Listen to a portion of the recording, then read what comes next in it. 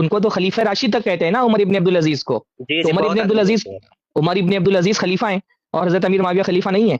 ये कितनी अजीब बात है ये कितनी अजीब बात है। नहीं नहीं, ये शुबहा आज का नहीं है। देखिए, हजरत अब्दुल्ला इब्न मुबारक से किसी ने पूछा कि उमर इब्न अब्दुल अजीज ज्यादा अफजल है या अमीर मुआविया ज्यादा अफजल है। यही सवाल हजरत इमाम अहमद इब्न हंबल से भी हुआ, तो उन्होंने कहा कि हजरत अमीर मुआविया ने रसूलुल्लाह के साथ जो जिहाद किया, उस जिहाद में उनके घोड़े की नाक में जो धूल गई, वो धूल भी उमर इब्न अब्दुल अजीज से ज्यादा अफजल है। तो ये अजीब बात है कि हजरत अमीर मुआविया पर आप रद्द करें और उनकी खिलाफत को खिलाफत तस्लीम ना करें और उमर इब्न अब्दुल अजीज को आप खलीफा मान लें। प्यारे बच्चों, जो कुछ करना था कर लो, अब्बू आ रहे हैं। इन मुफ्ती साहब के लिए सिर्फ मैं रिक्वेस्ट करूंगा कि आप जिसको इस्लामिक हुकूमत मानते हैं ना, खुलफाए राशिदीन के बाद बनु उमैया की हुकूमत को, हम तो उसको भी इस्लामिक नहीं मानते कुरान और सुन्नत की रोशनी में। आप पाकिस्तान की हुकूमत की बात कर रहे हैं, हम तो उस हुकूमत को भी नहीं मानते कि वो इस्लामिक थी। सही मुस्लिम में हदीस है उसी हुकूमत के बारे में 4776 के हजरत अब्दुल्ला बिन अमर बिन आस काबे के साए में बैठे होते हैं, साबी रसूल हैं, सबसे ज्यादा हदीसें इन्होंने रिटन फॉर्म में जमा की हैं।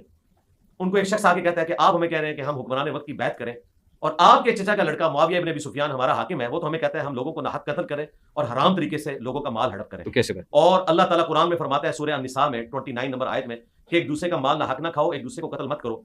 अब हम कुरान की बात माने या आपके चचा के लड़के मुआविया इब्न अबी सुफियान जो कि आज हाकिम वक्त हैं उनकी बात माने, तो हजरत अमर बिन आस के बेटे अब्दुल्ला बिन अमर बिन आस जो खुद भी सहाबी हैं, उन्होंने सर झुका लिया, फिर सर उठा के कहा कि मुआविया की इताअत करो उन कामों में जिसमें अल्लाह और उसके रसूल के मुताबिक तुम्हें चलाए, और उन कामों में उसकी नाफरमानी करो जिसमें वो अल्लाह और उसके रसूल की नाफरमानी करे। तो मैंने एक सिर्फ आपको सैंपल रखा है कि हजरत मुआविया रज़ियल्लाहु ताला अन्हु का भी जो दौर मलूकियत था, हम तो उस दौर को भी इस्लामिक हुकूमत नहीं मानते, मुसलमानों की हुकूमत मानते हैं। इस्लामिक हुकूमत जो है सुलह हसन के ऊपर खत्म होगी खुलफाए राशिदीन की, या उसके बाद 2-2.5 साल आप उमर बिन अब्दुल अजीज के कह सकते हैं। तो मुफ्ती साहब के लिए जवाब है कि मुझसे परेशान ना हो, पाकिस्तान की फिक्र ना करें। आप जिन हुकूमतों को इस्लामिक मानते हैं ना माजी में भी, हम तो उनको भी इस्लामिक नहीं मानते, हम तो हक चार यार के साथ है, खुलफाए राशिदीन के साथ।